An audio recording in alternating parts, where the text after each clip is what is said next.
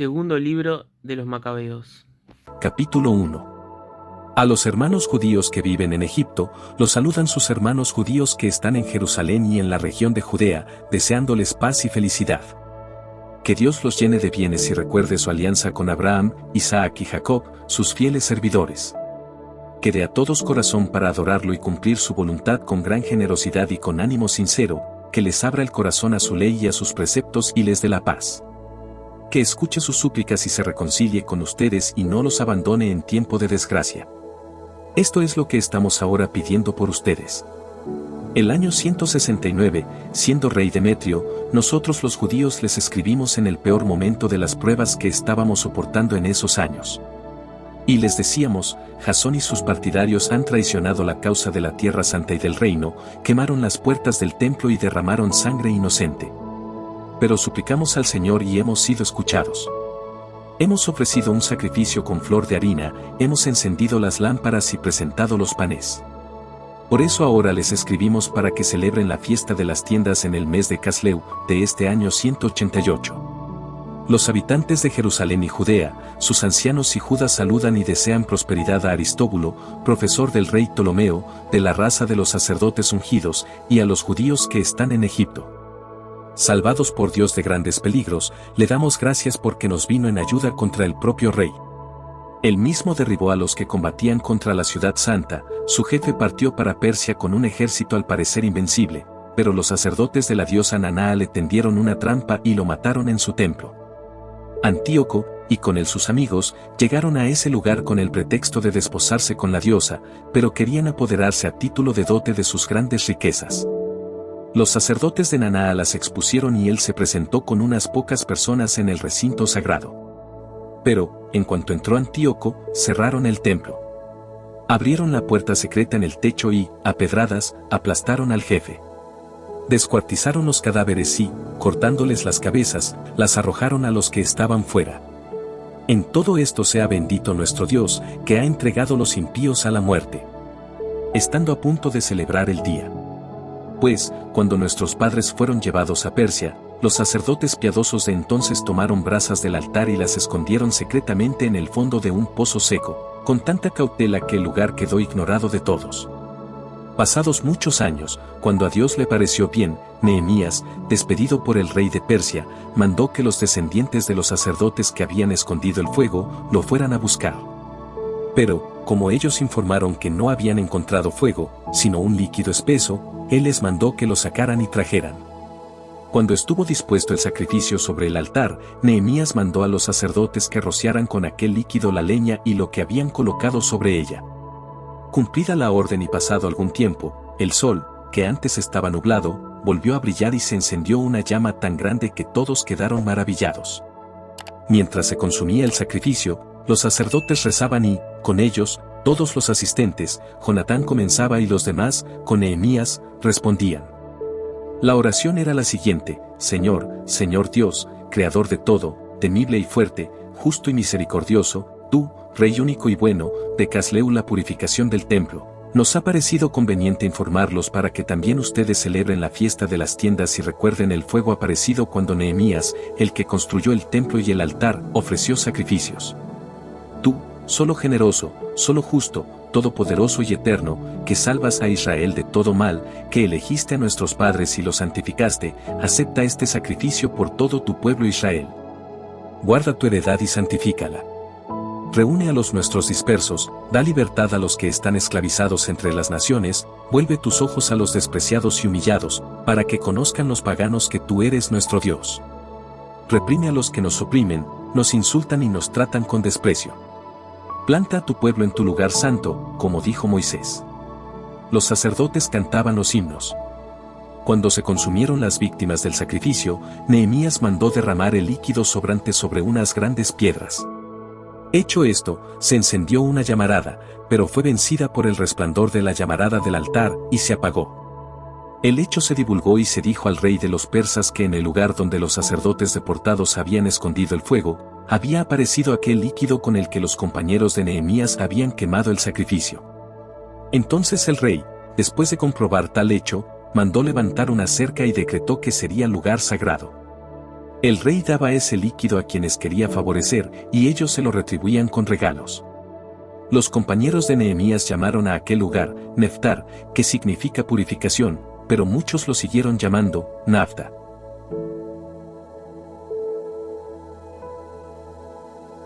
Segundo libro de los Macabeos, capítulo 2. Se encuentra en los archivos que el profeta Jeremías mandó a los desterrados que tomaran el fuego, como ya lo dijimos. Los exhortó, entregándoles la ley, a que no olvidaran los preceptos de Dios y no se dejaran deslumbrar por los ídolos de oro y plata y todos sus adornos. Les habló muchas cosas parecidas exhortándolos a no perder nunca el amor a la ley. Se dice también en estos escritos del pasado que el profeta Jeremías, obedeciendo a órdenes del cielo, se hizo acompañar por el arca de la alianza con su toldo y fue al cerro donde Moisés había subido y desde el cual había contemplado la tierra prometida. Allí Jeremías encontró una caverna, metió en ella el arca, el toldo que la cubría y el altar del incienso y luego tapó la entrada con piedras. Algunos de los que lo seguían volvieron para señalar el camino, pero ya no pudieron encontrarla. Al saberlo, Jeremías se lo reprochó y añadió: este lugar quedará secreto hasta que Dios tenga compasión de su pueblo disperso y lo reúna. Entonces el Señor mostrará de nuevo estos objetos y su gloria se manifestará con la nube, igual que se manifestó en tiempos de Moisés y cuando Salomón pidió a Dios que viniera a consagrar su casa. Se explica también que Salomón, inspirado por su sabiduría, ofreció el sacrificio de la dedicación y de la terminación del templo. Y así como había bajado fuego del cielo por la oración de Moisés, para consumir las ofrendas y la víctima sacrificada, lo mismo, por la oración de Salomón, bajó fuego del cielo y consumió la víctima. Y se cumplió lo dicho por Moisés, ya que la víctima por el pecado no fue comida, la consumió el fuego. Salomón celebró igualmente los 8 días de la fiesta. Este hecho se leía también en los archivos y en las memorias del tiempo de Nehemías. Ahí contaban que Nehemías inició una biblioteca y reunió los libros referentes a los reyes y a los profetas, los de David y las cartas de los reyes relativas a las ofrendas. De igual modo Judas acaba de reunir todos los libros dispersos a consecuencia de la guerra que sufrimos, los cuales están en nuestras manos. Por tanto, cuando los necesiten, manden a alguien que los venga a buscar. Estando a punto de celebrar la fiesta de la purificación del templo, les decimos que harán bien en celebrar asimismo ustedes estas fiestas. Pues Dios acaba de salvar a todo su pueblo y de devolver a todos la tierra de su herencia, nos ha permitido recuperar su reino y el templo, y restablecer el culto que se le da en ese templo, como nos lo tenía ordenado en su ley. El mismo Dios, como esperamos, se apiadará pronto de nosotros y nos reunirá de todas partes en el lugar santo, pues nos ha sacado de grandes males y ha purificado este lugar. La historia de Judas Macabeo y de sus hermanos ha sido escrita por Jasón de Cirene.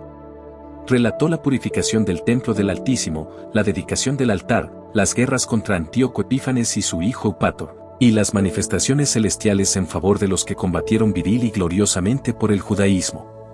Siendo pocos, liberaron a todo el país e hicieron huir a muchedumbres de extranjeros, recuperaron el templo famoso en todo el mundo, liberaron la ciudad y restablecieron las leyes que estaban a punto de ser abolidas, pues el Señor les fue propicio con toda bondad. Todo esto, expuesto en 5 libros por Jasón de Cirene, intentaremos nosotros resumirlo en uno solo. Pues comprobamos que estos libros contienen muchísimas cifras y sabemos que, a los que quieren estudiar la historia, se les hace difícil informarse de tantos hechos. Por lo tanto, nos hemos preocupado por ofrecer algo atractivo a los que deseen leer, facilidad a los que quieran aprenderlo de memoria, y provecho a cualquiera que lo lea. Para nosotros que nos hemos encargado del trabajo penoso de este resumen, no ha sido una obra fácil, sino que nos ha costado harto hacerla, lo mismo que no resulta nada fácil preparar un banquete que sea del gusto de todos. Pero hacemos como el organizador del banquete y soportamos con gusto esta fatiga para complacer a otros. Dejamos, pues, al historiador la tarea de narrar con exactitud todas las cosas y nos ceñimos a los grandes rasgos de un sencillo resumen.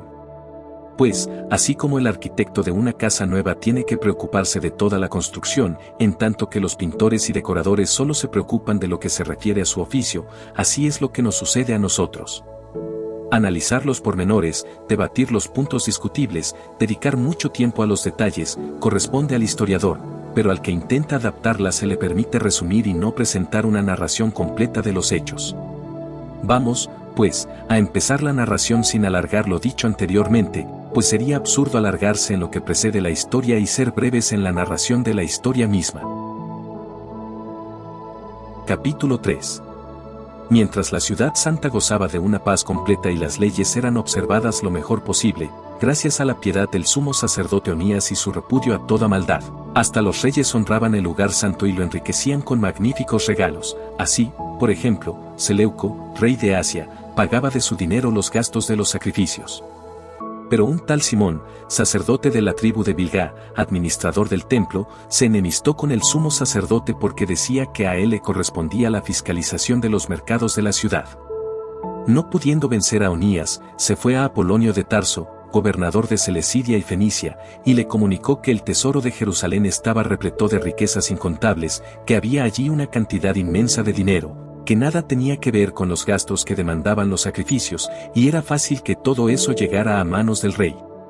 Apolonio se entrevistó con el rey y lo informó de las citadas riquezas. Este mandó a Heliodoro, encargado de sus negocios, con una carta que lo autorizaba para trasladar aquellos tesoros. Heliodoro se puso pronto en camino, simulando que iba a visitar la Selecidia y la Fenicia, pero con el propósito de ejecutar las órdenes del rey. Llegado a Jerusalén, fue recibido amigablemente por la ciudad y el sumo sacerdote, al que informó de la denuncia que habían hecho. Hizo saber el motivo de su visita, preguntando si las cosas eran realmente así. El sumo sacerdote explicó que se trataba de unos depósitos pertenecientes a huérfanos y viudas. Una parte pertenecía a Hircano, hijo de Tobías, personaje de muy alta posición, al que también alcanzaban estas calumnias. De todas maneras, el tesoro era de 400 talentos de plata y 200 de oro. En fin, Onías mostró que era del todo imposible defraudar a los que habían puesto su confianza en la santidad del lugar y en la majestad inviolable de aquel templo venerado en todo el mundo. Pero Heliodoro, siguiendo las órdenes reales, sostenía que todos aquellos tesoros debían pasar a manos del rey.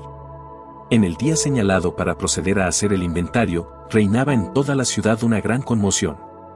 Los sacerdotes estaban ante el altar con sus vestiduras sagradas y suplicaban al cielo. El que había dado la ley sobre los bienes en depósito, debía conservarlos para quienes los habían depositado. No se podía mirar el rostro del sumo sacerdote sin quedar impresionado, pues su aspecto y su palidez demostraban la angustia de su alma.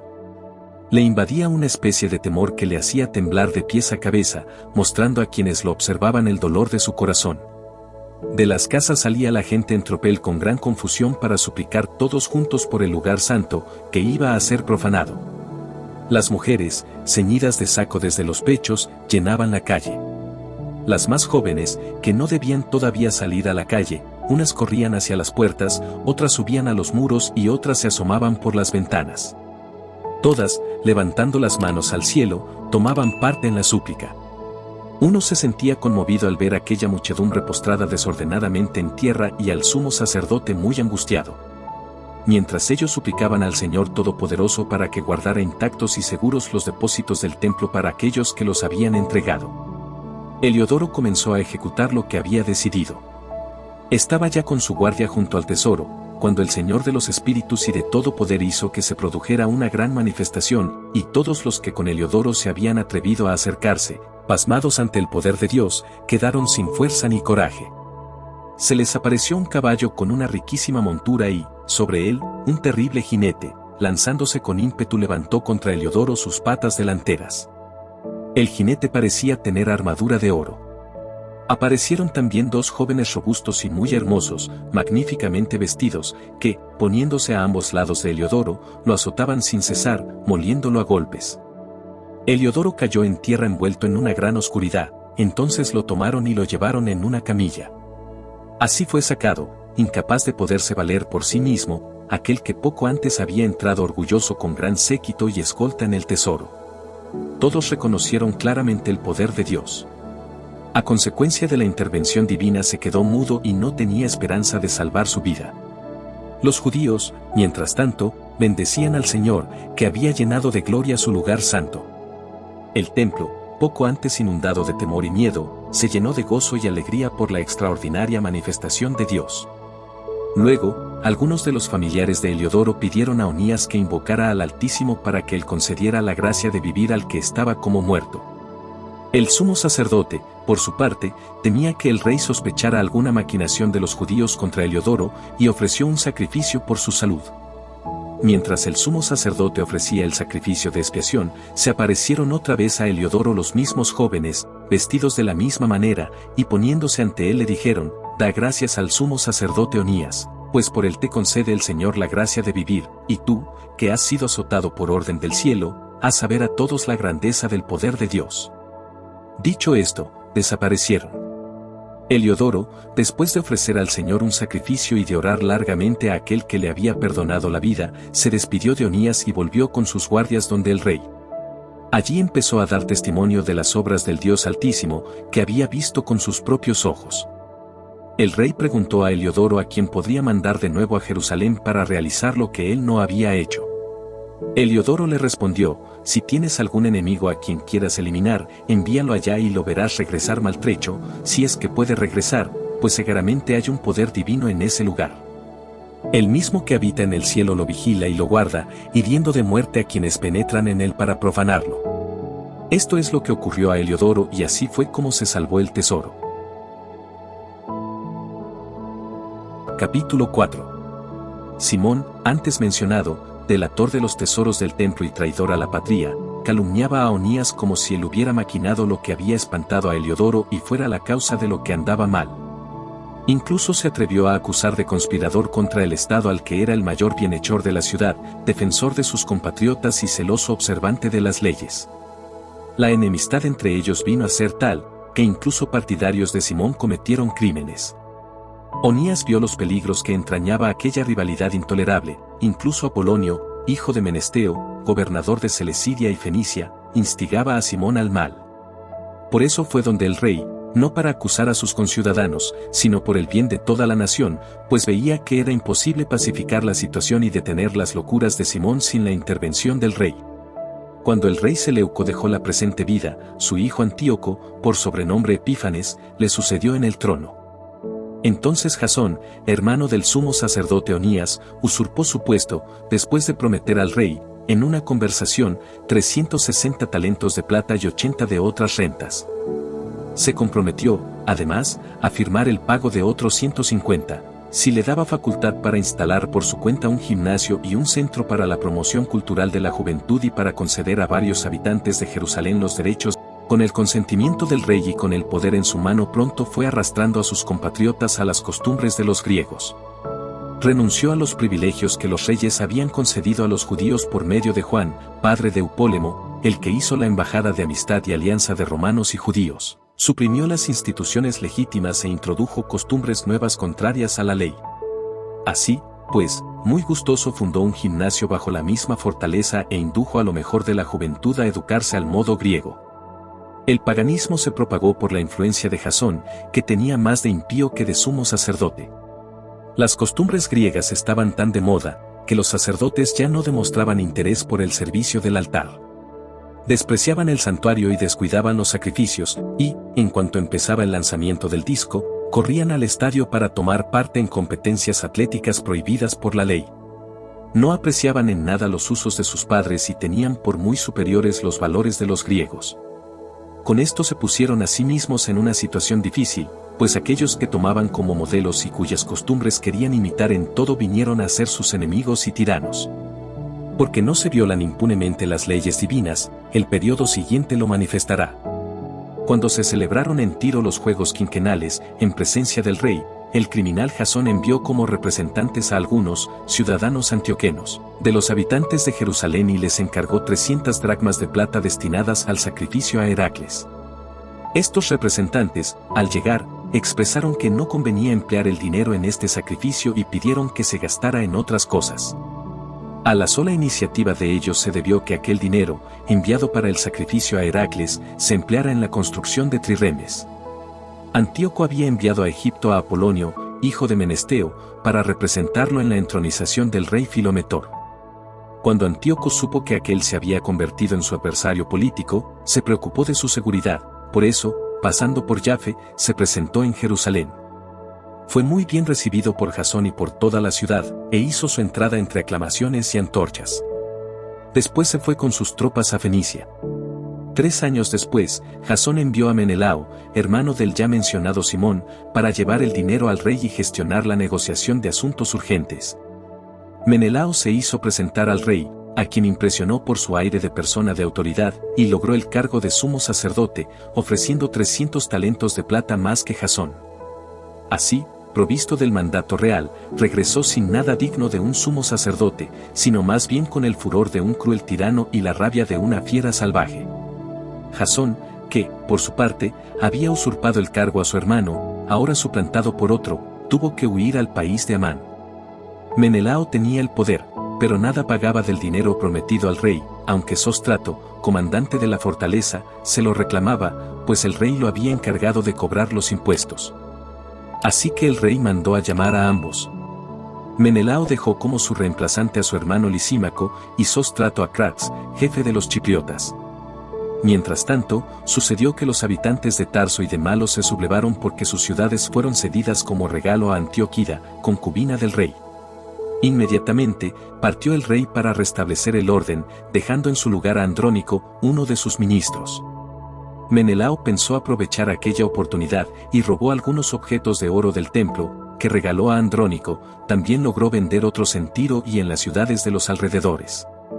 Cuando Onías ya no pudo dudar de lo que había hecho Menelao, se refugió en Dafne, cerca de Antioquía, lugar de asilo, y desde allí lo denunció.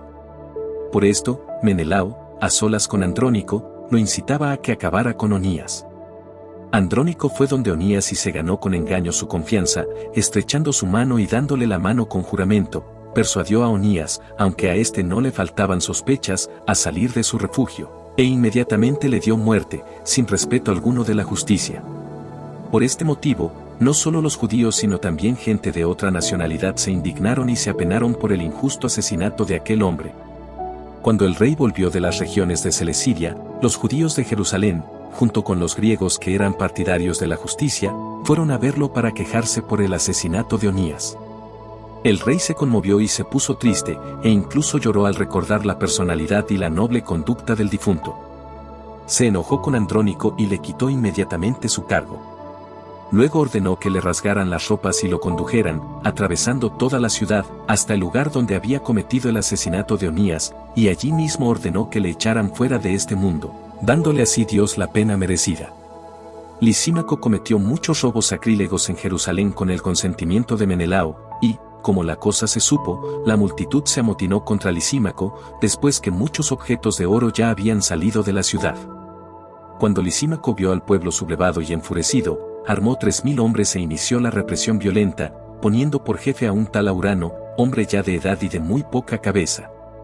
Atacado, pues, por la gente de Lisímaco, el pueblo reaccionó con piedras y palos, e incluso recogían puñados de ceniza que allí había, arrojándola contra los hombres de Lisímaco. De esta manera, hirieron a muchos de ellos, mataron a algunos, y al resto lo pusieron en fuga. En cuanto al ladrón sacrílego Lisímaco, lo ajusticiaron junto al tesoro. A propósito de estos hechos se hizo un proceso contra Menelao. Cuando el rey llegó a Tiro, 3 hombres enviados por el Consejo de Ancianos de Jerusalén, le dieron cuenta de aquellas crueldades. Viéndose perdido, Menelao prometió una gran cantidad de dinero a Ptolomeo, hijo de Dorímenes, para que dispusiera al rey en su favor. Así, pues, Ptolomeo, llevando al rey aparte, a una galería, como para tomar el fresco, lo hizo cambiar de parecer, de modo que absolvió de todas las acusaciones a Menelao, el causante de todos los males. Más aún, condenó a muerte a sus infelices acusadores que hubieran sido absueltos, aun cuando los hubiera juzgado un tribunal de bárbaros. Inmediatamente fueron ejecutados los que habían defendido la causa de la ciudad, del pueblo y los vasos sagrados. Por este motivo, algunos tirios, indignados contra aquel crimen, les prepararon magníficos funerales. Menelao quedó en el poder, gracias a la corrupción de los gobernantes, cada vez más criminal, convertido en tirano de su pueblo. Capítulo 5. Por esta época, Antíoco preparaba una segunda expedición a Egipto. Sucedió que durante cerca de 40 días aparecieron en toda la ciudad, corriendo por los aires, jinetes vestidos de oro, tropas armadas y formadas en escuadrones, espadas desenvainadas, Escuadrones de caballería en orden de batalla, ataques y cargas de una y otra parte, movimientos de escudos, muchas lanzas, flechas, lanzazos, resplandor de armaduras y corazas de toda clase. Todos suplicaban que aquellas apariciones anunciaran algo bueno. Al correrse el falso rumor de que Antíoco había muerto, Jasón, reuniendo unos 10.000 hombres, asaltó de improviso la ciudad. Se defendieron desde las murallas, pero una vez tomadas estas, toda la ciudad cayó en manos de Jasón, mientras que Menelao se refugió en la fortaleza. Jasón hizo una cruel matanza de sus conciudadanos, sin darse cuenta que las victorias contra los de su propia nación son la mayor derrota. Creía triunfar sobre enemigos cuando, en realidad, eran los de su pueblo. Pero no pudo mantenerse en el poder y, sin haber logrado otra cosa que su propia vergüenza, tuvo que huir de nuevo a la tierra de Amán. Por último, tuvo un final desastroso, acusado ante Aretas, rey de los árabes, huyendo de ciudad en ciudad, perseguido por todos, despreciado como renegado de las leyes y odiado como verdugo de la patria y de sus conciudadanos, fue desterrado a Egipto. Y él, que había desterrado de la patria a muchos, murió en el destierro, pues fue hasta la ceremonia buscando allí protección por razón del parentesco que esa gente tiene con nuestro pueblo. Él, que había privado de sepultura a tantos, murió sin que nadie llorase por él, no recibió honras fúnebres ni tuvo un lugar en el sepulcro de sus padres. Cuando esos sucesos llegaron a noticia del rey, pensó que toda Judea se había sublevado. Se puso furioso y, saliendo de Egipto, vino a tomar Jerusalén por las armas. Mandó a sus soldados que matasen sin compasión a cuantos encontraran y degollaran también a todos los que se refugiaran en sus casas. Perecieron jóvenes y viejos, fueron asesinados hombres, mujeres y niños y pasaron por la espada tanto a niños de pecho como a muchachos. En solo 3 días hubo 80.000 víctimas, 40.000 perecieron en la matanza y otros tantos fueron vendidos como esclavos. No contento con esto, Antíoco se atrevió a entrar en el templo más santo de toda la tierra, guiado por Menelao, el traidor a las leyes y a la patria. Con sus manos manchadas tomó los vasos sagrados y arrebató con sus manos profanas los objetos que otros reyes habían regalado para gloria y honor del templo. Pero, al actuar Antíoco en forma tan insolente, no sabía que el Señor lo dejaba profanar su templo para castigar a los habitantes de la ciudad, porque sus pecados lo habían hecho enojarse. Pues, si la ciudad no hubiera sido tan pecadora, Antíoco habría sido flagelado apenas entró, como lo fue Heliodoro, enviado por Seleuco para robar el tesoro. También él se habría arrepentido de su osadía. Pero no había escogido Dios al pueblo para el templo, sino el templo para la nación. Por esto, también el templo ha participado de las desgracias de la nación, así como después participó de su restauración, y tras haber sido abandonado en el tiempo de la ira de Dios, de nuevo fue restablecido en su gloria cuando se apaciguó el Señor Altísimo. Antíoco, llevando consigo 1.800 talentos que había robado del templo, partió rápidamente para Antioquía, tan orgulloso que se hubiera creído capaz de navegar por tierra y andar a pie por el mar. Al marchar, dejó ministros suyos para reprimir a nuestra raza. En Jerusalén, a Filipo, de origen frigio y de modales más bárbaros que el que lo había puesto. En Garisim, a Andrónico, y a estos hay que añadir a Menelao, que los ganaba por su odio a sus conciudadanos. Sí, este hombre tenía odio enorme a sus hermanos judíos. Además Antíoco envió a Apolonio, con un ejército de 22.000 soldados, con orden de degollar a todos los hombres de edad adulta y de vender a las mujeres y los niños. Llegando a Jerusalén, simulando paz, esperó hasta el día sagrado del sábado. Entonces sorprendió a los judíos en su descanso. Ordenó a sus ayudantes que hicieran un desfile militar y mató a todos los que habían ido a ver el espectáculo. Recorriendo las calles, los soldados mataron una gran muchedumbre. Judas Macabeo, sin embargo, y con el otros 10, se habían retirado al desierto, aceptando compartir la vida de los animales salvajes. Allí se alimentaban con puras legumbres, pues no querían comer carnes impuras. Capítulo 6. Poco tiempo después, el rey envió a Geronte, el ateniense, con el fin de obligar a los judíos a dejar las leyes paternas y a no vivir más según las leyes de Dios. Además, debían profanar el templo de Jerusalén, dedicándolo a Dios olímpico. De igual manera debían dedicar el templo del monte Garizim a Dios hospitalario, conforme a los deseos de los habitantes del lugar. Esta agravación del mal fue penosa e insoportable, incluso para la masa. El templo se vio invadido por las orgías de los paganos que venían a divertirse con las prostitutas, en los pórticos se efectuaba el comercio sexual. Además, introducían en el templo cosas no permitidas por la ley, el altar estaba cubierto de víctimas impuras, prohibidas por las leyes. Ya no se permitía celebrar el sábado u observar las costumbres de nuestros padres, no podía uno ni siquiera declarar que era judío. Por el contrario, eran obligados a celebrar mensualmente el Día del Rey con un sacrificio. Así también, cuando llegaban las fiestas de Dionisio, eran obligados a seguir su desfile y a ponerse coronas de flores. Por sugerencia de los habitantes de Ptolemaida, se envió un decreto a las ciudades griegas vecinas ordenándoles que procedieran de la misma forma contra los judíos que ahí vivían, y que éstos participaran en el sacrificio. Los que no quisieran adoptar las costumbres griegas serían degollados. Entonces se pudo apreciar la magnitud de los males que se venían encima. 2 mujeres fueron denunciadas por haber hecho sobre sus hijos el rito de la circuncisión. Las hicieron pasear por toda la ciudad con sus hijos atados a los pechos. Después las arrojaron por la muralla. Otros que se habían ocultado en una cueva para celebrar el sábado, fueron denunciados a Filipo y quemados, sin que se defendieran por respeto al sábado. Ruego a los lectores de este libro que no se escandalicen por estas desgracias. Consideren que no sucedió esto para destrucción, sino para educación de nuestra raza. Es que Dios demuestra su benevolencia cuando no deja que los pecadores sigan pecando durante largo tiempo, sino que, al contrario, interviene pronto para castigarlos. Tratándose de los demás pueblos, Dios espera pacientemente que colmen la medida de sus pecados para darles el castigo. Mientras que con nosotros procede de una manera diferente, pues no espera para castigarnos que hayamos colmado la medida. Por eso nunca aparta su misericordia de nosotros, y no abandona a su pueblo, incluso cuando nos castiga mediante la adversidad. Sirva lo anterior como una manera de hacer resaltar estas verdades. Y ahora continuemos el relato. Eleazar, uno de los principales maestros de la ley, ya anciano y de noble aspecto, fue obligado, abriéndole la boca a la fuerza, a comer carne de cerdo. Pero él prefirió una muerte honrosa a una vida infame. Fue voluntariamente al sacrificio y lo golpearon hasta que murió.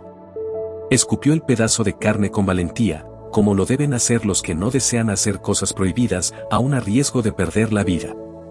Los que presidían ese banquete impío lo tomaron aparte, pues lo conocían desde hacía mucho tiempo, y trataron de convencerlo que simulara comerse aquella carne, pero que comiera en realidad cosas permitidas preparadas por él mismo. De esta manera se libraría de la muerte, aprovechando esta benevolencia de sus amigos de siempre. Él prefirió tomar una noble resolución que correspondía a su ancianidad y a la vida irreprochable que había llevado desde su niñez. Pero, sobre todo por respeto a las santas leyes establecidas por Dios, respondió que mejor lo enviaran al lugar de los muertos. Y añadió, a nuestra edad sería indigno disimular, pues muchos jóvenes creerían que yo, a los 90 años, me he pasado a las costumbres paganas. Con esta simulación, y por miedo a perder lo poco de vida que me queda, yo los llevaría a traicionar también a ellos, deshonrándome en mi vejez. Aunque ahora me salvara de los hombres, no me salvaría, sea vivo o muerto, de las manos del Todopoderoso. Por tanto, prefiero sacrificar mi vida con valentía, portándome como corresponde a mi vejez. Así dejaré a los jóvenes un ejemplo generoso, muriendo valientemente por las sagradas y santas leyes. Habiendo dicho esto, se entregó al suplicio. Los que mandaban consideraron lo que hablaba como una locura, y cambiaron su suavidad anterior por dureza. Él, ya casi al morir, dijo, gimiendo, el Dios Santo, que todo lo ve, sabe que pudiendo librarme de la muerte sufro en mi cuerpo tormentos atroces. Mas en mi alma sufro gustoso por el respeto que le tengo. Y con su muerte dejó un ejemplo de nobleza y un monumento de virtud y fortaleza, no solamente a los jóvenes sino a toda la nación. Capítulo 7. También arrestaron a 7 hermanos con su madre. El rey quiso obligarlos, haciéndolos azotar con nervios de buey, a que comieran carne de cerdo, prohibida por la ley. Uno de ellos, hablando en nombre de todos, dijo, ¿qué quieres preguntarnos y saber? Estamos prontos a morir antes que a quebrantar la ley de nuestros antepasados. El rey se enfureció e hizo poner al fuego ollas y sartenes. Cuando estuvieron ardientes, ordenó que cortaran la lengua al que había hablado en nombre de todos, le arrancaran la piel de la cabeza y le cortaran pies y manos a la vista de sus hermanos y de su madre. Cuando estuvo completamente mutilado, el rey ordenó que, estando todavía vivo, lo acercaran al fuego y lo echaran en una sartén. Mientras el vapor de la sartén se esparcía a lo lejos, los otros se daban valor mutuamente y con la madre para morir con valentía. Y decían, el Señor Dios todo lo ve y, en realidad, tiene compasión de nosotros, tal como lo anunció Moisés en su cántico.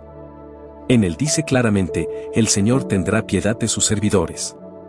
Cuando el primero dejó de este modo la vida, trajeron al suplicio al segundo. Después de haberle arrancado la piel de la cabeza con los cabellos, le preguntaron, ¿qué prefieres comer, carne de cerdo o ser torturado en todo tu cuerpo? Él contestó en la lengua de sus padres, no comeré. Por lo cual fue también sometido a la tortura. En el momento de entregar el último suspiro dijo, asesino, nos quitas la presente vida, pero el Rey del mundo nos resucitará. Nos dará una vida eterna a nosotros que morimos por sus leyes. Después de esto, castigaron al tercero. Presentó la lengua tan pronto como se lo mandaron, y extendió sus manos con intrepidez, tuvo además el valor de declarar, de Dios he recibido estos miembros, pero por amor a sus leyes los desprecio, y de Dios espero recobrarlos. El propio rey y su corte se conmovieron por el valor de ese joven que despreciaba sus sufrimientos. Una vez muerto este, sometieron al cuarto a las mismas torturas. A punto de expirar, se expresó así, más vale morir a manos de los hombres y aguardar las promesas de Dios que nos resucitará, tú, en cambio, no tendrás parte en la resurrección para la vida. Trajeron enseguida al quinto y lo torturaron. Pero él, fijando los ojos en el rey, le decía, aunque mortal, tienes la autoridad sobre los hombres y haces lo que quieres. Sin embargo, no pienses que nuestra raza esté abandonada por Dios. Espera un poco y verás su gran poder, cuando te atormente a ti y tus descendientes. Después de este trajeron al sexto, quien dijo a punto de morir, no te equivoques. En verdad, es por causa de nosotros mismos que sufrimos todo esto, porque pecamos contra nuestro propio Dios, por eso nos han pasado cosas asombrosas. Pero tú no te imagines que vas a quedar impune después de haber hecho la guerra a Dios. Por encima de todo se debe admirar y recordar a la madre de ellos, que vio morir a sus 7 hijos en el espacio de un día. Los soportó, sin embargo, e incluso con alegría, por la esperanza que ponía en el Señor. Llena de nobles sentimientos, animaba a cada uno de ellos en el idioma de sus padres. Estimulando con ardor varonil sus reflexiones de mujer, les decía, no me explico cómo nacieron de mí, no fui yo la que les dio el aliento y la vida, no fui yo la que les ordenó los elementos de su cuerpo. Por eso, el Creador del mundo, que formó al hombre en el comienzo y dispuso las propiedades de cada naturaleza, les devolverá en su misericordia el aliento y la vida, ya que ustedes los desprecian ahora por amor a sus leyes. Antíoco pensó que se burlaba de él y sospechó que eran palabras injuriosas. Mientras el menor seguía con vida, no solo trató de ganarlo con palabras, sino que con juramentos le prometía hacerlo rico y feliz, con tal de que abandonara las tradiciones de sus padres, lo haría su amigo y le confiaría altos cargos. Pero, como el joven no le hacía ningún caso, el rey mandó llamar a la madre y la invitó a que aconsejara a su hijo para salvar su vida. Después de pedírselo 2 veces el rey, ella aceptó convencer a su hijo. Se inclinó sobre él y, burlándose del cruel tirano, le dijo en su lengua patria, «Hijo mío, ten compasión de mí, que durante 9 meses te llevé en mi seno y te he amamantado durante 3 años, te crié y te eduqué hasta el día de hoy. Te pido, hijo mío, que mirando al cielo y a la tierra y a cuanto hay en ella, conozcas que de la nada hizo Dios todo esto y también el género humano fue hecho así. No temas a ese verdugo, sino que, haciéndote digno de tus hermanos, recibe la muerte para que vuelva yo a encontrarte con tus hermanos en el tiempo de la misericordia». En cuanto ella terminó de hablar, el joven dijo, «¿Qué esperan? No obedezco las órdenes del rey sino los preceptos de la ley dada a nuestros padres por Moisés. Y tú, que has inventado tantos suplicios en contra de los hebreos, no escaparás de las manos de Dios.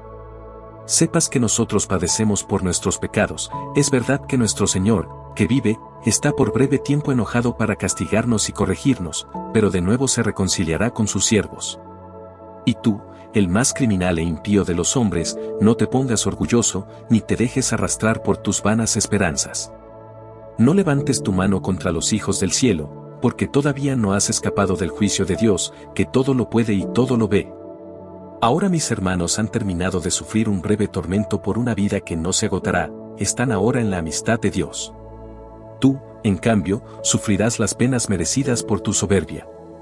Yo con mis hermanos entrego mi cuerpo y mi vida por las leyes de mis padres, invocando a Dios para que pronto se apiade de nuestra raza, y tú, con tormentos y azotes, llegues a confesar que Él es el único Dios. Que en mí y en mis hermanos se detenga la cólera del Todopoderoso, que justamente descarga sobre toda nuestra raza. Muy enojado el rey, se enfureció contra este más que contra los otros, muy molesto por sus sarcásticas burlas. Así murió también este sin mancha, plenamente confiado en Dios. Después de todos sus hijos murió también la madre. Todo lo dicho sea bastante para tener noticias de lo acontecido en torno a los sacrificios paganos y de los suplicios que superaron toda imaginación. Capítulo 8. Entretanto Judas, por sobrenombre Macabeo, y los que estaban con él, entraban secretamente en los pueblos, llamaban a sus parientes y, reuniendo a los que habían permanecido fieles al judaísmo, llegaron a juntar 6.000 hombres. Rogaban al Señor que mirara por aquel pueblo que todos pisoteaban, que tuviera piedad del santuario profanado por hombres impíos, que se compadeciera de la ciudad destruida y a punto de ser arrasada y que escuchara las voces de la sangre que clamaba hacia él, que no se olvidara de la injusta matanza de niños inocentes y manifestara su indignación contra aquellos que habían insultado su nombre. El Señor cambió su aversión en misericordia, en cuanto el Macabeo organizó su tropa, se hizo irresistible a los paganos. Así, pues, Judas, llegando de improviso, incendiaba ciudades y pueblos, se apoderaba de los lugares estratégicos y ponía en fuga a numerosos enemigos. Las más de las veces aprovechaba la noche para tales expediciones, pero por todas partes hablaban de él y de su valor. Al ver Filipo que este hombre progresaba poco a poco y que sus éxitos eran cada día más frecuentes, escribió a Ptolomeo, general de Seleucia y Fenicia, para que lo viniera a ayudar en servicio del rey. Este nombró enseguida a Nicanor, hijo de Patroclo, uno de sus primeros amigos, y lo envió al frente de unos 20.000 hombres procedentes de todas las naciones, con la orden de acabar con todos los judíos. Puso a su lado a Gorgias, general de mucha experiencia en asuntos de guerra. Nicanor se proponía obtener 2.000 talentos con la venta de esclavos judíos, para pagar el tributo debido por el rey a los romanos. Así, pues, dio aviso a todas las ciudades del litoral para que vinieran a comprar esclavos por un talento, sin darse cuenta que venía sobre él el castigo del Todopoderoso. Al saber Judas que Nicanor venía con un gran ejército, lo comunicó a los suyos. Entonces los cobardes y los que no tenían confianza en la justicia divina se dieron a la fuga. Otros, en cambio, vendiendo cuanto les quedaba, rogaban a Dios que los librara del impío Nicanor, que los había vendido antes de luchar. Si no los libraba por sus méritos, que lo hiciera por consideración a la alianza hecha con sus padres y por ese nombre grande y venerable con el que se bendecía a su pueblo. El Macabeo, reuniendo y reorganizando sus tropas, en número de 6.000 hombres, los exhortaba a no temer al enemigo y a combatir con valentía contra sus injustos agresores, sin tener en cuenta su superioridad numérica. Les recordó cómo esos habían profanado el lugar santo, exterminado a los habitantes de Jerusalén y suprimido las instituciones antiguas. Ellos, les dijo, vienen confiados en sus armas y en su audacia, pero nosotros tenemos puesta nuestra confianza en Dios Todopoderoso, que puede exterminar con un solo gesto a todos los que nos invaden y aún al mundo entero. Les enumeró todas las oportunidades en que Dios había venido en ayuda de sus padres, especialmente cuando hizo perecer 185.000 hombres de Sennacherib. También les recordó lo que sucedió en Babilonia, en la batalla contra los Gálatas, pues ese día 8.000 judíos combatían al lado de 4.000 macedonios y, al encontrarse estos en apuros, sus aliados judíos exterminaron solos a 20.000 enemigos, con la ayuda que les vino del cielo, y se apoderaron de un gran botín.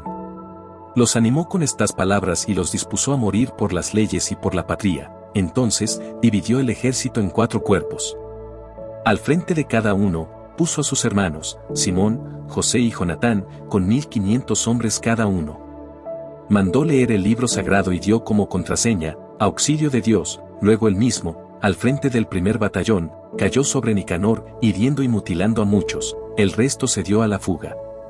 Se apoderaron del dinero de los que habían venido a comprarlos y los persiguieron durante bastante tiempo. Pero ya se hacía tarde, y se vieron obligados a volverse porque era la vigilia del sábado.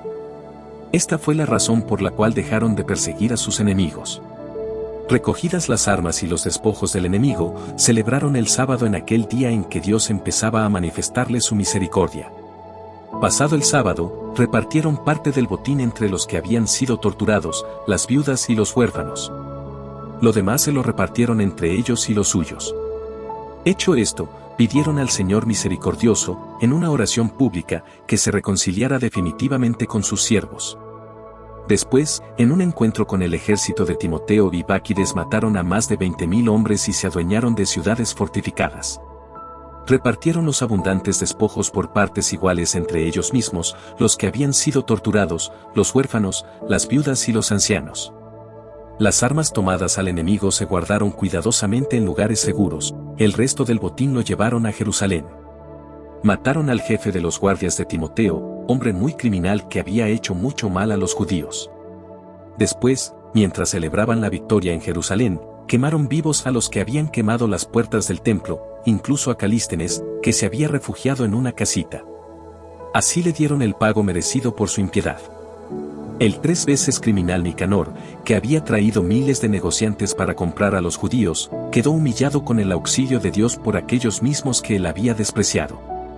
Despojado de su rico traje, huyendo a través de los campos como fugitivo, llegó a Antioquía demasiado feliz todavía de haber escapado a la destrucción de su ejército. El que se había propuesto pagar el tributo debido a los romanos con la venta de los judíos, afirmaba ahora que estos eran invencibles e invulnerables, pues tenían a alguien que luchaba por ellos siempre que obedecieran las leyes prescritas por él.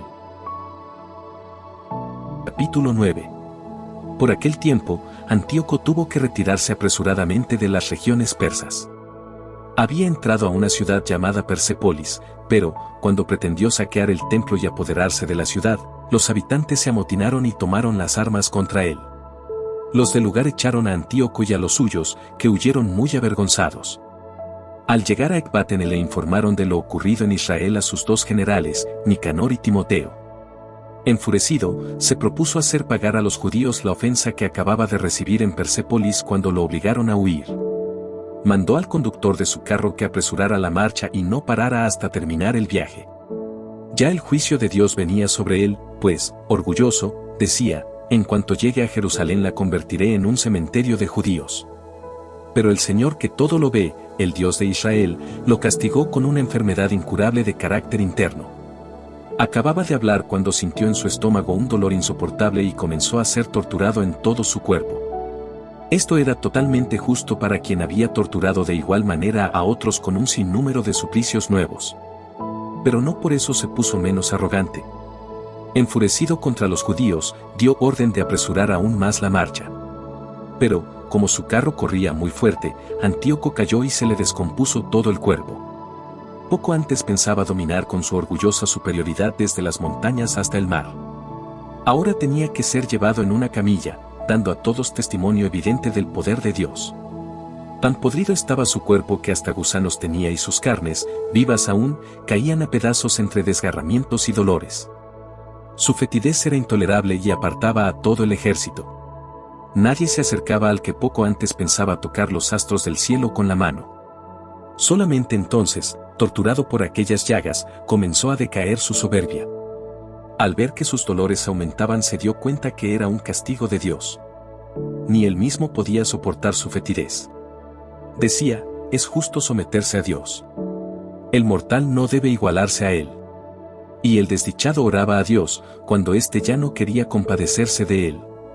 Había marchado a Jerusalén para arrasarla y convertirla en un cementerio. Ahora prometía reconstruirla y declarar la ciudad libre.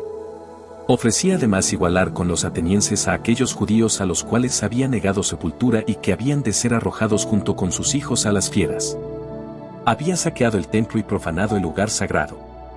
Ahora prometía adornarlo ricamente, devolverle en mayor número los vasos sagrados y pagar todos los gastos de los sacrificios. Y, en fin, prometía que se haría judío y recorrería todos los lugares proclamando el poder de Dios. Todavía más, como ni aún así disminuían sus dolores, porque había caído sobre él el justo juicio de Dios, desesperado por su salud, escribió a los judíos esta carta suplicante, diciéndoles, a los honrados ciudadanos judíos, mucha salud, prosperidad y bienestar de parte del rey y general Antíoco. Si están ustedes bien, junto con sus hijos y se les cumplen sus deseos, damos gracias al cielo recordando sus muestras de cariño y benevolencia. Al volver de Persia enfermé de gravedad, por lo que me ha parecido necesario preocuparme de la seguridad común de todos ustedes. No desespero de mi situación, antes bien tengo gran esperanza de salir de esta enfermedad, pero consideré que también mi padre, cuando salía para alguna campaña militar hacia las regiones altas, designaba a su futuro sucesor, para que sus súbditos no se preocuparan si sucedía algún hecho imprevisto, o se anunciaba alguna desgracia, y supieran todos en manos de quien quedaba el poder. También me doy cuenta que los reyes y príncipes vecinos están espiando la ocasión y esperando el momento oportuno. Por eso, he designado rey a mi hijo Antíoco, a quien ya les había presentado y recomendado a la mayoría de ustedes, cuando tenía que ir a las regiones del norte. A él le he escrito la carta que les comunico. Les pido, pues, que teniendo en cuenta los beneficios que recibieron de mí todos y cada uno de ustedes, conserven su benevolencia hacia mí y hacia mi hijo. Estoy seguro de que él, siguiendo mi política con moderación y humanidad, vivirá en buen acuerdo con ustedes. De esta forma acabó aquel blasfemo y asesino, sufriendo atroces tormentos.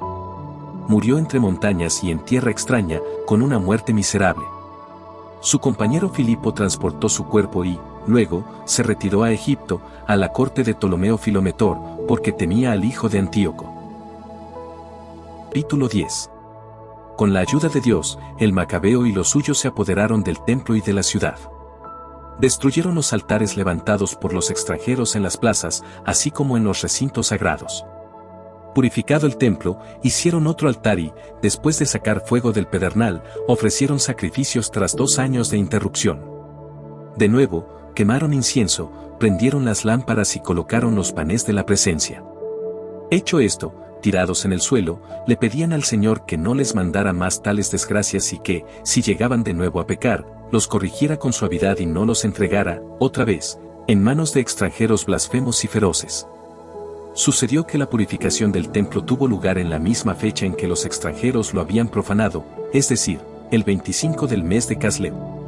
Por 8 días, celebraron con alegría la fiesta, de la misma manera que se celebra la fiesta de las chozas, recordando cómo, poco tiempo antes, por esa misma fecha, andaban escondiéndose en los cerros y cuevas, como si fueran fieras. Por ello, llevando tesos, ramas verdes y palmas, entonaban himnos a aquel que había llevado a buen término la purificación de su lugar santo. Por votación pública decidieron que la nación entera de los judíos conmemorara todos los años este acontecimiento.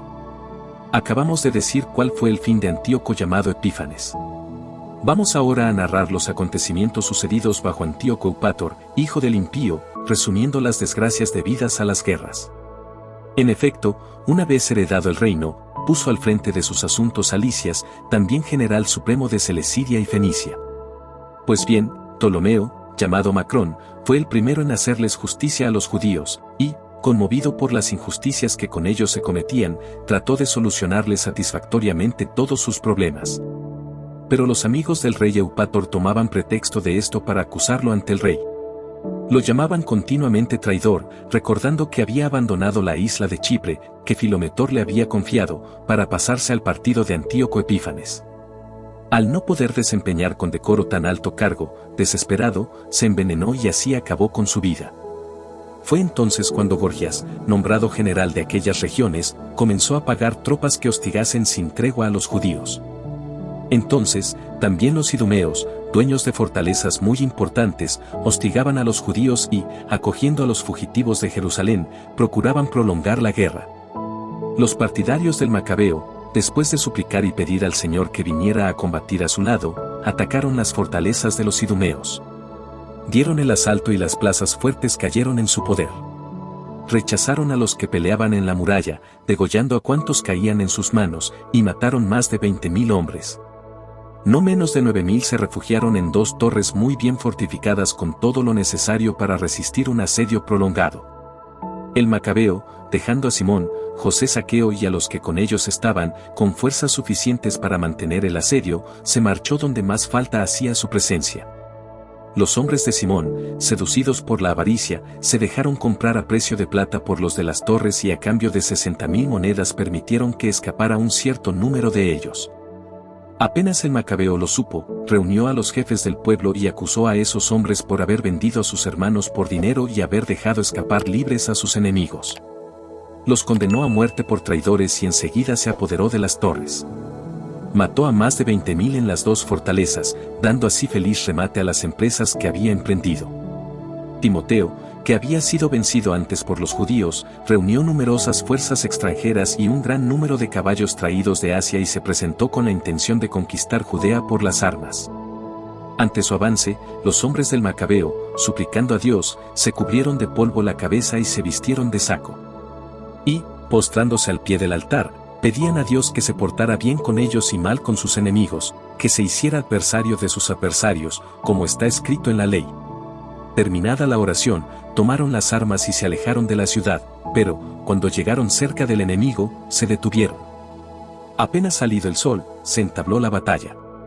Unos llevaban como garantía de éxito y victoria, además de su valor, la confianza en su Señor, otros combatían inspirados por el odio.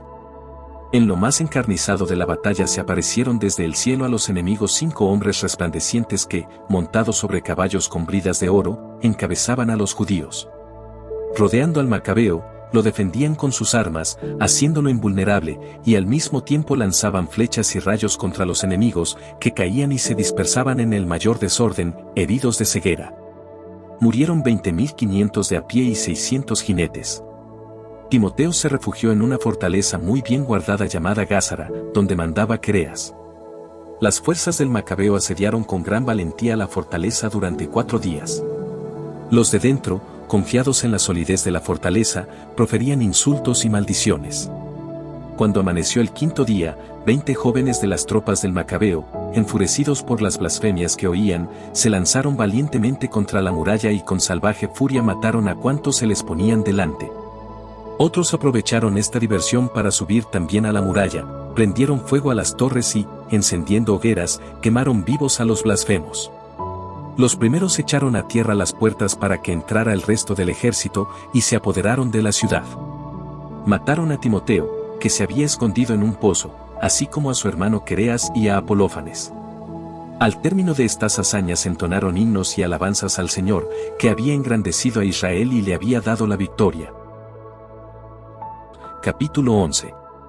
Poco tiempo después, Lisias, tutor y pariente del rey, que era jefe del gobierno, muy disgustado por todo lo sucedido, reunió casi 80.000 hombres y todas las fuerzas de caballería, y se puso en marcha contra los judíos, con la intención de hacer de la ciudad de Jerusalén una población de griegos, convertir el templo en fuente de ingresos, como los demás santuarios de los paganos, y poner cada año en venta el cargo de sumo sacerdote. No tomaba en cuenta, para nada, el poder de Dios. Subió con sus regimientos de infantería, sus millares de jinetes y sus 80 elefantes, entró en Judea, se acercó a Bet-sur, ciudad fuerte a unos kilómetros de Jerusalén, y la sitió. Cuando los hombres del Macabeo supieron que se ponía sitio a sus ciudades fuertes, suplicaron al Señor junto con todo el pueblo, en medio de gemidos y lágrimas, que enviara un ángel bueno para salvar a Israel. El Macabeo en persona tomó el primero las armas y exhortó a los demás a que, juntamente con él, afrontaran el peligro y ayudaran a sus hermanos. Partieron todos juntos, llenos de entusiasmo. Cuando estaban cerca de Jerusalén, apareció, poniéndose al frente de ellos, un jinete vestido de blanco, con armadura de oro.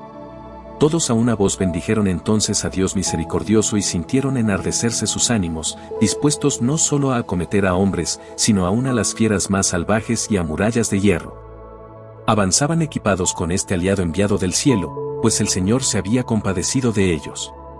Se lanzaron como leones sobre los enemigos, abatieron 11.000 hombres de a pie y 1.600 jinetes, y obligaron a huir a los demás. La mayoría de ellos huyeron heridos y desarmados. Hasta el mismo Lisias, para poder salvarse, huyó vergonzosamente. Lisias, que era hombre inteligente, reflexionando sobre la derrota que había sufrido, comprendió que los hebreos eran invencibles, porque el Dios poderoso luchaba con ellos. Entonces les mandó un mensajero para convencerlos de que aceptaran la paz con toda clase de condiciones justas, comprometiéndose a persuadir al rey a que se reconciliara con ellos.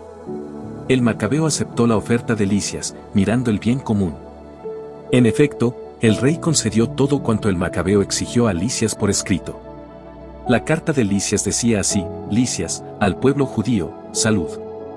Juan y Absalón, embajadores de ustedes, nos han entregado sus peticiones por escrito, pidiéndonos una respuesta. He expuesto al rey cuanto era conveniente, y lo que era de competencia mía lo he concedido. Por consiguiente, si ustedes mantienen su buena voluntad hacia el Estado, también yo procuraré en adelante colaborar en favor de ustedes. En cuanto a los detalles, tengo dada orden a sus enviados y a los míos que los discutan con ustedes. Sigan bien. Año 148, el 24 del mes de Dios Corintio. La carta del rey decía lo siguiente: el rey Antíoco saluda a su hermano Lisias. Al tomar la sucesión de nuestro padre, que pasó a donde viven los dioses, deseamos que todos nuestros súbditos vivan sin inquietudes y se puedan dedicar cada uno a sus propias ocupaciones. Habiendo oído que los judíos no están de acuerdo en adoptar las costumbres griegas, como era voluntad de mi padre, y ruegan se les permita vivir según sus leyes, deseando por nuestra parte que esta nación viva en paz, hemos decretado que les sea restituido el templo y se les deje vivir según las leyes y costumbres de sus padres. Harás bien, pues, si envías embajadores para pactar la paz con ellos. Que sepan nuestro firme propósito y, así, se tranquilicen y puedan dedicarse con alegría a sus propias ocupaciones. La carta del rey al pueblo judío era esta: el rey Antíoco al consejo de los ancianos y a todo el pueblo judío, salud. Si gozan de buena salud, nos alegramos de ello, también nosotros estamos bien. Nos ha informado Menelao que desean volver a sus casas y a sus ocupaciones, por tanto, decreto una amnistía para todos los que vuelvan antes del 30 del mes sántico. Los judíos podrán en adelante vivir según sus costumbres en cuanto a las comidas y gobernarse por propias leyes como antes. Ninguno de ellos será molestado en modo alguno por su conducta anterior. He mandado a Menelao para que los tranquilice. Les deseo buena salud. El año 148, el día 15 del mes sántico. También los romanos les enviaron una carta con el siguiente contenido: Quinto Memio y Tito Mnayo, enviados de los romanos, saludan al pueblo judío. Todo lo que Lisias, pariente del rey, les ha concedido, también nos parece bien a nosotros. Referente a lo que Lisias creyó conveniente informar y consultar con el rey, estudien ustedes con cuidado el asunto y mándenos enseguida a alguien, a fin de que nosotros podamos exponerle al rey todo de un modo favorable para ustedes, pues ahora nos dirigimos a Antioquía. Dense prisa, pues, en enviarnos a algunos de ustedes para que conozcamos sus planteamientos. Les deseamos buena salud. El 15 del mes sántico del año 148. Capítulo 12. Concluidos estos pactos, Lisias volvió junto al rey y los judíos comenzaron a dedicarse a las labores del campo. Pero los jefes de las diversas regiones, Timoteo y Apolonio, hijo de Ginio, así como Jerónimo y Demófenes, además de Nicanor, jefe de los chipriotas, no los dejaban gozar de paz y reposo. Además, los habitantes de Yafe cometieron este enorme crimen. Con pretexto de agradar a los judíos que vivían entre ellos, la ciudad decidió que harían un paseo, junto con sus mujeres e hijos, en unas naves que tenían preparadas. Disimularon sus malas intenciones y los judíos aceptaron, para mostrar sus deseos de convivencia pacífica y su ausencia de recelos. Pero, cuando se hallaron en alta mar, los echaron al agua y perecieron como 200 personas.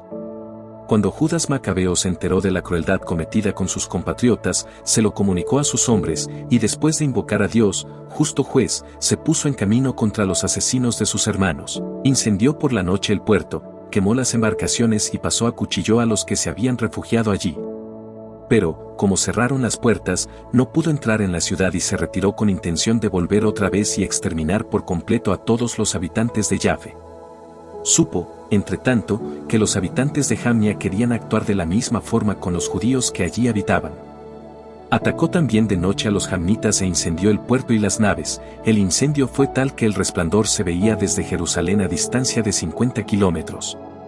Se alejaron de allí para marchar contra Timoteo, pero, a unos 2 kilómetros, los atacaron 5.000 árabes apoyados por 500 jinetes. Se armó una sangrienta batalla en la cual los hombres de Judá salieron vencedores con la ayuda de Dios. Los árabes vencidos pidieron la paz, se comprometían a darles ganado y ayudarlos en adelante. Judas, convencido de que, en efecto, podrían serles útiles, hizo la paz con ellos, y se retiraron a sus campamentos. Judas atacó una ciudad fortificada con fosos y murallas llamada Caspim. Vivían en ella gentes de todas las razas. Los sitiados, que se sentían seguros por la robustez de los muros y porque tenían sus almacenes llenos de alimentos, despreciaban y trataban groseramente con insultos a los hombres de Judas. Además, proferían blasfemias y palabras sacrílegas. Los hombres de Judas, después de invocar al gran soberano del mundo, que sin máquinas de guerra había derribado los muros de Jericó en tiempo de Josué, se lanzaron ferozmente contra los muros. Dios quiso que se apoderaran de la ciudad, y entonces hicieron tal carnicería que el lago vecino, de 500 metros de largo, parecía lleno de sangre. Tras una marcha de 150 kilómetros, llegaron a Jaraca, donde los judíos llamados tubienses. Allí no pudieron encontrar a Timoteo, pues éste se había ido sin haber conseguido nada, dejando en el lugar una guarnición muy fuerte. Dositeo y Sosípatro, jefes de las tropas del Macabeo, marcharon contra ellos y exterminaron la guarnición de más de 10.000 hombres dejados por Timoteo. El Macabeo, entonces, ordenando su ejército en batallones, puso a aquellos dos a su cabeza y se lanzó contra Timoteo, que tenía consigo 20.000 hombres de infantería y 2.500 jinetes. Al saber Timoteo que Judas venía contra él, envió a las mujeres y a los niños y buena parte del equipaje a una fortaleza llamada Carnión, lugar inexpugnable y de difícil acceso, porque estaba rodeado de profundos desfiladeros. Cuando se presentó el primer batallón de Judas, el miedo y el pánico se apoderaron de los enemigos como consecuencia de una aparición de aquel que todo lo ve. Emprendieron la fuga, unos por un lado, y otros, por otro, de manera que eran arrastrados por sus propios compañeros y heridos por sus mismas espadas. Judas los perseguía con furia y ardor, acuchillando a aquellos criminales, de los que mató a 3.000. Timoteo vino a caer en manos de las tropas de Dositeo y Sosípatro. Pidió con gran astucia que lo dejaran libre, pues, decía, estaban en su poder los padres y hermanos de muchos judíos, y serían aniquilados con toda certeza si a él le quitaban la vida.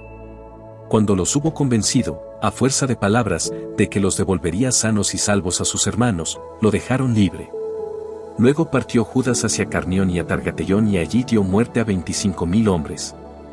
Después de haber derrotado y destruido a estos enemigos, dirigió una expedición contra la ciudad amurallada de Efrón, donde se había establecido Lisias con gente de todas las razas. Jóvenes robustos, apostados ante las murallas, combatían con valor. En el interior había muchas reservas de máquinas y proyectiles de guerra. Después de invocar al Señor, que aplasta con energía las fuerzas de los enemigos, los judíos se apoderaron de la ciudad y mataron unos 25.000 de los que estaban dentro. Partiendo de allí, fueron hasta Escitópolis, ciudad que está a 120 kilómetros de Jerusalén. Pero como los judíos que allí vivían atestiguaron que los habitantes de aquella ciudad se habían portado bien con ellos y les habían dado buena acogida en los tiempos en que estaban perseguidos, Judas y los suyos se lo agradecieron y les exhortaron a que también en lo sucesivo fueran benévolos con los de su raza. Hecho esto, se volvieron a Jerusalén, pues ya estaba cerca la fiesta de las semanas, o sea, Pentecostés. Después de la fiesta llamada de Pentecostés marcharon contra Gorgias, gobernador de Idumea. Este salió a su encuentro con 3.000 hombres de infantería y 400 jinetes. Entablada la batalla, cayeron algunos de los judíos. Dositeo, jinete de las tropas de Basenor, hombre muy valiente, agarró a Gorgias por su capa y lo traía con fuerza porque quería capturar vivo a aquel criminal, pero un jinete tracio se echó sobre él y le partió el hombro, así que Gorgias pudo huir hacia Marisá.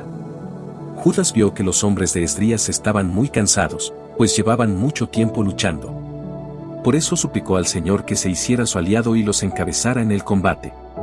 Luego entonó en su lengua patria un himno guerrero, irrumpió de improviso en las tropas de Gorgias y las derrotó. Judas, después de reorganizar el ejército, se dirigió hacia la ciudad de Odolam. Como era fin de semana, se purificaron y celebraron allí el sábado. Al día siguiente buscaron a Judas para ir a recoger los cuerpos de los muertos y a sepultarlos con los suyos en los sepulcros de sus padres. Bajo la túnica de cada muerto encontraron objetos consagrados a los ídolos de Jamnia, prohibidos por la ley a los judíos. Comprendieron entonces por qué habían muerto. Todos se admiraron de la intervención del Señor, justo juez que saca a luz las acciones más secretas, y rezaron al Señor para que perdonara totalmente ese pecado a sus compañeros muertos. El valiente Judas exhortó a sus hombres a que evitaran en adelante tales pecados, pues acababan de ver con sus propios ojos lo que sucedía a los que habían pecado. Efectuó entre sus soldados una colecta y entonces envió hasta 2000 monedas de plata a Jerusalén a fin de que allí se ofreciera un sacrificio por el pecado. Todo esto lo hicieron muy bien inspirados por la creencia de la resurrección, pues si no hubieran creído que los compañeros caídos iban a resucitar, habría sido cosa inútil y estúpida orar por ellos. Pero creían firmemente en una valiosa recompensa para los que mueren como creyentes, de ahí que su inquietud era santa y de acuerdo con la fe. Esta fue la razón por la cual Judas ofreció este sacrificio por los muertos, para que fueran perdonados de su pecado. Capítulo 13. En el año 149, los hombres de Judas se enteraron de que Antíoco Eupator venía contra Judea con innumerables tropas y que con él venía Lisias, su tutor y jefe del gobierno. Cada uno de ellos mandaba un ejército griego de 110.000 hombres de infantería, 5.300 jinetes, 22 elefantes y unos 300 carros de guerra con hoces. A ellos se unió Menelao, quien con toda mala intención incitaba a Antíoco, pues no buscaba la libertad de su patria, sino que esperaba que le dieran de nuevo el cargo de sumo sacerdote. Pero el rey de reyes despertó la ira de Antíoco contra ese malvado, cuando Lisias hizo ver al rey que Menelao era la causa de todos los males. Entonces, el rey ordenó que lo llevaran a Berie y le dieran muerte según la costumbre de aquel lugar. Hay allí una torre de 25 metros de altura, llena de cenizas ardientes, provista de un dispositivo giratorio en la cúspide, en pendiente por todos los lados hacia la ceniza. Al que ha robado alguna cosa sagrada o ha cometido algún otro crimen horrendo, lo suben arriba y de allí lo precipitan. De esta forma murió Menelao, sin que ni siquiera pudiera recibir sepultura. Castigo justísimo para el que había cometido tantos delitos contra el altar cuyo fuego y ceniza son santos, en la ceniza encontró la muerte. Venía el rey con el corazón lleno de intenciones malignas, dispuesto a portarse con los judíos más cruelmente de lo que se había portado su padre. Al saberlo Judas, mandó que su ejército invocara a Dios día y noche, para que, como lo había hecho en otras circunstancias, también ahora viniera en ayuda de los que temían verse privados de su ley, de su patria y de su templo, y no permitiera que aquel pueblo, que apenas había comenzado a respirar, cayera de nuevo en manos de paganos blasfemos. Una vez que todo el pueblo cumplió la orden, suplicando al Señor misericordioso con lamentaciones, ayunos y oraciones durante 3 días seguidos, Judas les habló para darles ánimo, y dio orden de que estuvieran preparados. Después de reunirse en privado con los ancianos, acordó partir con los suyos a buscar una decisión por las armas, Dios mediante, antes de que el ejército del rey invadiera Judea y se hiciera dueño de Jerusalén. Judas, confiado en la decisión del Creador del mundo, animó a sus hombres a combatir heroicamente hasta la muerte por la ley, el templo, la ciudad, la patria y las instituciones. Salió con su ejército y acamparon cerca de Modín. Dio a los suyos esta contraseña, victoria de Dios, y atacó de noche con los más escogidos de los jóvenes de su ejército la tienda del rey, acuchillando hasta 2000 hombres, el mayor de los elefantes y su guía. Dejaron el campamento lleno de miedo y confusión y se retiraron después de un completo éxito. Todo quedó concluido al amanecer por la protección eficaz de Dios. Viendo el rey la audacia de los judíos, procuró adueñarse de sus fortalezas, valiéndose de estratagemas. Llegó ante Betsur, ciudad bien defendida por los judíos, la atacó, pero fue rechazado y derrotado. Judas hacía llegar a los defensores de la ciudad todo lo que les hacía falta. Ródoco, uno de los hombres de Judas, entregaba datos secretos al enemigo. Fue buscado, capturado y ejecutado. El rey volvió a tener contacto con los defensores de Betsur, hizo la paz con ellos y se retiró. Atacó a las tropas de Judas, pero fue derrotado. Supo entonces que Filipo, a quien había dejado en Antioquía como jefe del gobierno, se había rebelado, y quedó consternado. Pidió la paz a los judíos y juró complacer sus justas peticiones, se reconcilió con ellos, ofreció sacrificios, llenó de honores el templo y se mostró generoso con el lugar santo. Se despidió del Macabeo y dejó a Hegemónides como gobernador desde Ptolemaida hasta el país de los Geraínos. Vino a Ptolemaida, donde los habitantes estaban disgustados por aquel acuerdo, pues ellos mismos habían inspirado los decretos que se suprimían. Pero Lisias subió a la tribuna para defender lo que había decidido, los persuadió, los tranquilizó, los dejó bien dispuestos y partió para Antioquía. Esto es lo que sucedió con la expedición y la retirada del rey. Capítulo 14. Después de 3 años llegó a los hombres de Judas la noticia de que Demetrio, hijo de Seleuco, había desembarcado en Trípoli con una gran flota y un poderoso ejército, que se había hecho dueño del reino y había dado muerte a Antíoco y a su tutor Lisias. Un tal Alcimo, que antes había sido sumo sacerdote, pero que se había desprestigiado en tiempo de la rebelión, comprendió que de ninguna forma volvería a ser aceptado para el servicio del altar sagrado. Fue, pues, al encuentro del rey Demetrio, hacia el año 151, y le ofreció una corona de oro, una palma y además unos ramos de olivo del templo. Aquel día no pidió nada, pero encontró una ocasión propicia para sus malos designios al ser llamado al consejo de Demetrio.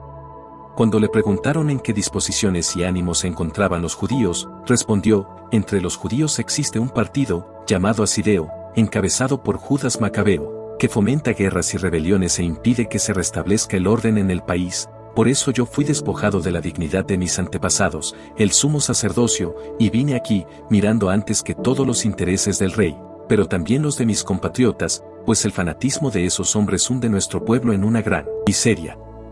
Entérate, oh rey, de todo esto, mira por nuestro país y por nuestra nación asediada por todas partes con esa benevolencia que tú tienes para todos, pues mientras Judas subsista, le es imposible al Estado alcanzar la paz.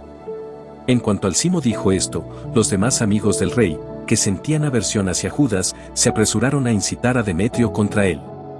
Designó inmediatamente a Nicanor, que dirigía el escuadrón de elefantes, lo nombró general para Judea y lo envió con la orden de matar a Judas, dispersar a todos sus hombres y restablecer a Alcimo como sacerdote del templo sublime. Los paganos que habían huido de Judea por temor a Judas, acudieron muy numerosos a Nicanor, pensando que las desgracias y la derrota de los judíos serían victoria para ellos. Cuando los hombres de Judas se enteraron de la venida de Nicanor y de la invasión de los paganos, se cubrieron de polvo, invocando a aquel que había establecido a su pueblo para siempre y que, en cada oportunidad, protegía a los suyos con milagros manifiestos. Luego se pusieron en marcha bajo las órdenes de su jefe y la lucha se entabló cerca de Deza. Simón, hermano de Judas, había atacado a Nicanor, pero sus hombres se desconcertaron de repente ante los enemigos, sufriendo un ligero revés. Con todo, Nicanor, al tener noticia de la valentía de los hombres de Judas y del valor con que combatían por su patria, temió resolver la situación por la sangre. Por este motivo, envió a Posidonio, Teodoto y Matatías para concertar la paz. Después de un maduro examen de las condiciones, el jefe se las comunicó a la tropa y, ante el parecer unánime, aceptaron el tratado de paz. Fijaron la fecha en que se reunieran los jefes en particular. Se adelantó un vehículo por cada lado y prepararon asientos. Judas dispuso en lugares estratégicos hombres armados, preparados para el caso de que se produjera alguna repentina traición de parte enemiga, pero tuvieron una buena entrevista. Nicanor pasó un tiempo en Jerusalén sin hacer mal alguno y disolvió a las tropas que en masa se le habían unido. Siempre tenía a Judas consigo, sentía gran aprecio por él. Le aconsejó que se casara y tuviera hijos. Judas se casó, y vivía tranquilamente disfrutando de la vida. Alcimo, viendo el buen entendimiento entre los dos, se hizo una copia del acuerdo pactado y fue donde Demetrio, acusando a Nicanor de actuar en contra de los intereses del Estado, ya que había nombrado ayudante suyo a Judas, el enemigo del reino.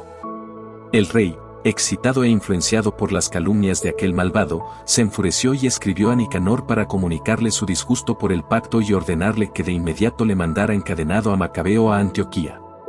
Cuando supo esto, Nicanor quedó consternado, pues le costaba romper lo pactado, sin que Judas hubiera faltado en algo. Pero no podía oponerse a las órdenes del rey, por eso, buscaba la ocasión para cumplirlas por medio de algún engaño. El Macabeo se dio cuenta que Nicanor le daba un trato más reservado y se ponía más duro en las entrevistas acostumbradas, y comprendió que aquella conducta no anunciaba nada bueno. Empezó a reunir a algunos de los suyos y no se dejó ver ya por Nicanor. Este debió de darse cuenta que Judas se le había escapado sin deslealtad. Sin embargo, se presentó al templo santo en el momento en que los sacerdotes ofrecían los sacrificios rituales y les exigió que le entregaran a Judas. Estos aseguraron con juramento que no sabían dónde estaba el que buscaba. Entonces se le extendió la mano hacia el santuario e hizo este juramento: si no me entregan encadenado a Judas, arrasaré este lugar consagrado a Dios, destruiré el altar y aquí mismo levantaré un espléndido templo a Dionisio. Y dicho esto se fue. Los sacerdotes, con las manos tendidas al cielo, invocaron a aquel que sin cesar defendió nuestra nación, diciendo: a ti, Señor del universo, que nada necesitas, te agradó tener entre nosotros un templo donde moras. Por eso, pues, conserva siempre limpia de profanación esta casa que acaba de ser purificada. Rasis, uno de los ancianos de Jerusalén, fue denunciado a Nicanor como varón muy patriota, de muy buena fama y llamado por su bondad, padre de los judíos. En el anterior periodo de confusión había sido acusado de judaísmo y se había entregado totalmente y con mucho entusiasmo a la defensa del judaísmo. Pues bien, Nicanor, queriendo mostrar su odio contra los judíos, mandó más de 500 soldados a tomarlo preso. Creía que con aprisionarlo daba un grave golpe a los judíos. Cuando ya los soldados estaban a punto de ocupar la torre y forzar la puerta de entrada, ya mandaban a buscar fuego para incendiarla. Rasis, rodeado por todas partes, se hirió en el vientre con su espada. Prefirió morir valerosamente antes que caer en manos extrañas y sufrir ultrajes indignos de su noble origen. Pero a causa de su precipitación, no había acertado el golpe y al ver que las tropas ya entraban por las puertas, reunió sus fuerzas para subir a lo alto del muro y se arrojó varonilmente encima de los soldados. Ellos se retiraron y fue a caer en el espacio vacío. No había muerto todavía, y encendido en valor, se levantó a pesar de la sangre que perdía por todas partes y de sus otras heridas, y atravesó corriendo la tropa. Se detuvo sobre una roca abrupta y allí, casi sin sangre, se agarró los intestinos con ambas manos y los arrojó sobre la muchedumbre y así, invocando el nombre del Señor de la vida y del Espíritu, para que se la devolviera un día, dejó la vida. Capítulo 15. Nicanor se enteró de que los hombres de Judas estaban en los alrededores de Samaria, y se dispuso a atacarlos con toda seguridad un día sábado. Los judíos, que por fuerza lo acompañaban, le decían: no intentes aniquilarlos tan feroz y bárbaramente, ten respeto por el día sábado, pues aquel que todo lo ve lo distinguió y lo declaró santo. Pero el malvado preguntó si en efecto había en el cielo un soberano que hubiera ordenado santificar el sábado. Ellos respondieron: el propio Señor vivo, soberano del cielo, es el que ha mandado celebrar el día séptimo. Pues yo, como soberano sobre la tierra, mando tomar las armas y ejecutar los decretos del rey. Pero no pudo llevar a cabo sus propósitos impíos. Nicanor estaba tan seguro de la victoria, que se propuso levantar un monumento con los despojos de Judas y de los suyos. Este, por su parte, se sentía seguro y confiaba en que Dios le auxiliaría. Alentaba a los suyos a no temer el ataque de los paganos y a no olvidar las veces que Dios los había ayudado, convencido de que también ahora Dios les daría la victoria. Levantó sus ánimos con palabras de la ley y de los profetas, recordándoles los triunfos anteriores. Animando más y más a sus hombres, terminó demostrando la maldad de los paganos y cómo habían traicionado sus compromisos. Cada hombre quedó armado no con espada y escudo, sino con la certeza que procede de palabras nobles. Para confirmar todo esto, les narró un sueño digno de fe o, mejor dicho, una visión por la que todos se alegraron. Había visto a Onías, antiguo jefe de los sacerdotes, hombre atento, bueno, humilde en sus modales, distinguido en sus palabras y que desde niño se había destacado por su conducta irreprochable. Este, con las manos levantadas, estaba orando por toda la comunidad judía. Luego se le había aparecido, orando en igual forma, un anciano canoso y digno que se distinguía por su buena presencia y su majestuosidad. Entonces el sumo sacerdote Onías había dicho a Judas: este es el que ama a sus hermanos, el que ruega sin cesar por el pueblo judío y por la ciudad santa. Es Jeremías, el profeta de Dios. Y Jeremías había extendido su mano derecha entregando una espada de oro a Judas, mientras le decía: recibe como regalo de parte de Dios esta espada con la que destrozarás a los enemigos. Animados por estas bellísimas palabras de Judas, capaces de estimular el valor y de robustecer las almas jóvenes, decidieron no establecer un campamento con defensa sino lanzarse valerosamente a la ofensiva y resolver la situación luchando con toda valentía, pues estaba en peligro la ciudad santa de Jerusalén, la religión y el templo. Ellos posponían su preocupación por sus esposas, hijos y familiares. Antes que nada temían por el templo consagrado a Dios. En cuanto a los que se habían quedado en la ciudad, su ansiedad no era pequeña, preocupados por la batalla que se iba a dar en el campo. Todos estaban esperando el próximo desenlace en el momento en que los enemigos iniciaron el ataque, habían dispuesto su ejército, colocado los elefantes en sitio conveniente y la caballería en las alas. Entonces el macabeo contempló la muchedumbre que tenía delante y que los combatía con tantas armas diversas, con el apoyo de feroces elefantes, levantó las manos al cielo e invocó al Señor que obra prodigios, pues bien sabía que da la victoria a los que la merecen y que ésta no depende de las armas, sino de la voluntad de Dios. Así dijo Judas en su invocación: Oh Señor, ya enviaste tu ángel en los días de Ezequías, rey de Judá, e hizo perecer a 185,000 hombres del ejército de Sennacherib. Envía también ahora, oh Señor del cielo, tu ángel bueno delante de nosotros para llenar de temor y espanto a nuestros enemigos. Manifiesta tu poder, y que tu brazo golpee a los que te insultan y vienen a destruir tu pueblo santo. Así concluyó su oración. Entretanto Nicanor y los suyos avanzaban entre el estruendo de las trompetas y los cantos de guerra. Por su parte, Judas y los suyos entraron en combate con súplicas y oraciones. Mientras combatían con las manos, con su corazón oraban a Dios, y así, magníficamente confortados con la presencia manifiesta de Dios, mataron a no menos de 35,000 enemigos. Terminado el asunto, volvieron gozosos y encontraron a Nicanor muerto, tirado en el suelo con toda su armadura. Entre gritos y clamores bendijeron a Dios en su lengua materna. Entonces el que cada vez se había consagrado por entero al bien de sus conciudadanos y nunca había vacilado en el cariño que les tenía, Judas, mandó que cortaran la cabeza de Nicanor y su brazo hasta el hombro y los llevaran a Jerusalén.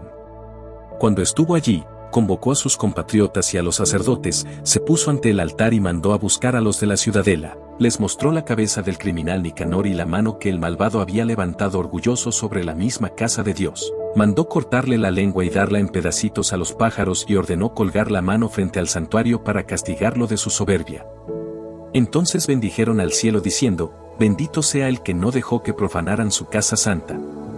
Por último, Judas ordenó que la cabeza de Nicanor fuera colgada de la ciudadela como señal manifiesta de la ayuda de Dios. De común acuerdo, decidieron conmemorar aquella fecha y se fijó como día festivo el día 13 del mes 12, llamado Edar en arameo, la víspera del día de Mardoqueo. Estos fueron los sucesos del tiempo de Nicanor. Como desde aquellos días, la ciudad ha estado en poder de los hebreos, concluiré aquí mi relato. Si la narración ha sido buena y bien dispuesta, esto es lo que he deseado, mas si ha sido mediocre o imperfecta, es porque no podía hacerlo mejor.